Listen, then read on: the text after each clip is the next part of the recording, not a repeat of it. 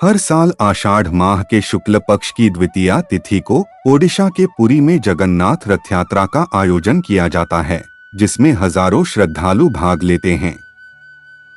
इस यात्रा में भगवान जगन्नाथ, उनके भाई बलभद्र और देवी सुभद्रा 3 बड़े रथों पर विराजमान होते हैं।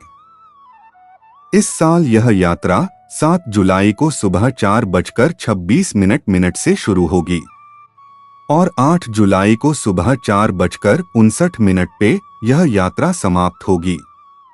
लेकिन क्या आप जानते हैं कि भगवान जगन्नाथ इस यात्रा की शुरुआत से 15 दिन पहले बीमार पड़ जाते हैं? इसके पीछे क्या कारण है और इससे जुड़ी पौराणिक कथा क्या है, आइए जानते हैं। पौराणिक कथा के अनुसार भगवान जगन्नाथ के माधव नाम के एक महान भक्त थे। एक दिन जब वे बीमार पड़ गए तो भगवान जगन्नाथ स्वयं उनके पास आए। जब कोई भक्त कहता है, हे प्रभु, जब आप मुझे ठीक कर सकते हैं तो आप मेरी सेवा क्यों करते हैं? इस संदर्भ में भगवान कह रहे थे कि चाहे कुछ भी हो, हमें अपने भाग्य का सामना करना ही चाहिए। यदि अभी रुकोगे तो अगले जन्म में कष्ट पाओगे। भगवान जगन्नाथ भक्त माधव से कहते हैं कि तुम्हें जो कष्ट हो रहा है उसे अगले 15 दिनों तक सहना है, इसलिए यह पीड़ा तुम मुझे दे दो। मैं इस पीड़ा को भोग लूंगा तो तुम्हारा प्रारब्ध कट जाएगा।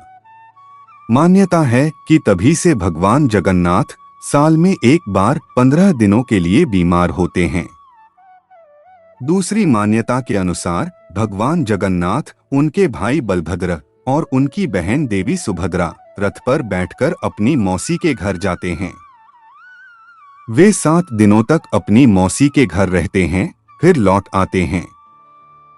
पौराणिक कथा के अनुसार भगवान कृष्ण, बहन सुभद्रा और भाई बलराम अपनी मौसी के घर गए और वहां स्नान किया और इसके बाद तीनों बीमार पड़ गए। इसके बाद राज नाम के वैद्य को बुलाया गया और उनका इलाज कराया गया, जिसके बाद 15 दिन के अंदर ही तीनों ठीक हो गए।